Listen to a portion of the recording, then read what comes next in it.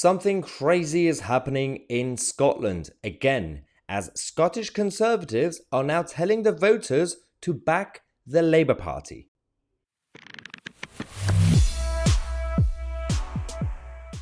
Now, when it comes to tactical voting and each election, it's kind of normal to have supporters or even party activists, or generally speaking, voters, to go out there on social media or use the word of mouth to do tactical voting, to tell their neighbors and friends to vote for a certain party to stop the other party. We don't really have officially the official party politicians of any party going out there and telling the voters to not vote for them and to vote for something else.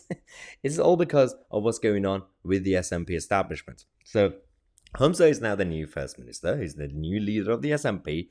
Nicola Sturgeon and her husband are going down, and he seems to be happy because he used them and their name to win and become leader. But now he doesn't need them anymore. So it's probably easier if he could throw them under the bus and he could start his own new vision and new legacy, right? The problem with this is that the Scottish Labour Party have been coming up, getting closer to the SNP. The Tories are down. There's no need. Now, the problem with this is that Scottish Tories are now telling the voters to vote for the Labour Party in order to stop Humza Yousaf and his reign. But there is a bit of an issue with this. I'm going to tell you why in this video, because this could massively backfire on the Tories on so many levels. But I'm going to focus on one or two of them. So the Scottish Conservatives will urge supporters to vote Labour in key constituencies at the general election under the plans to end nationalist dominance in Scotland, according to the Sunday Times. Now, tactical voting always existed, we know that. But as I said, usually you don't really get the real official politicians of any party promoting it. Having said that, the reason I say it could backfire on the Tories is, one, short term, and it's also a dilemma for a lot of Scottish voters who don't like independence or the SNP. Because if you do back the Labour Party, then yes, you might take away some power from the SNP, right? Having said that, Westminster Parliament, is that really the issue? I think the Scottish Parliament is more important. So if you're going to do tactical voting to get the Scottish Labour Party to win in Scottish Parliament, that makes more sense because that's where the cabinet is, the Scottish cabinet.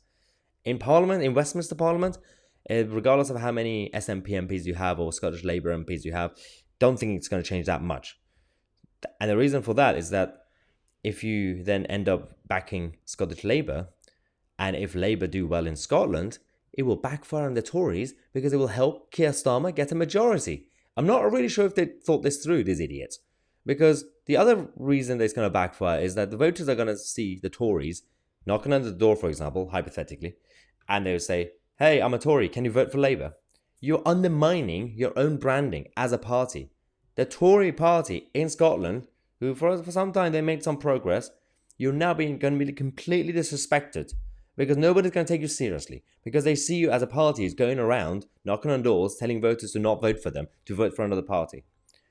And for the sake of the whole country, the whole kingdom, it will probably be easier if you have the SNP doing well in Scotland to prevent Starmer to get a majority when it comes to the general election.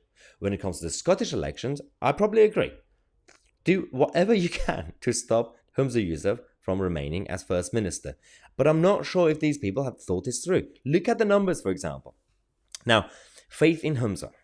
How confident are you that Humza Yousaf, the new First Minister, will improve the Scottish government's performance? 38% say not confident at all. 21% say neither confident nor unconfident. 15% say fairly confident. 13% says fairly unconfident.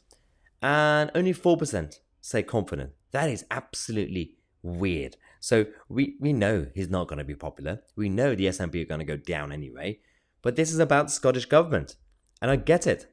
So this tactical voting will be perfect to be used when it comes to the Scottish and the MSP elections.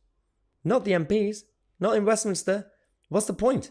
Even if the SNP or Scottish Labour get all the seats, they're not going to run Westminster. They're not going to form a government. But if Scottish Labour win most MPs in Westminster, then they will help Starmer's majority. And it's actually in interest of those who don't like the Labour Party or the SNP, whether you're a Tory or not, to actually have a situation where SNP and Labour will be forced to do some sort of coalition, because that coalition will collapse immediately.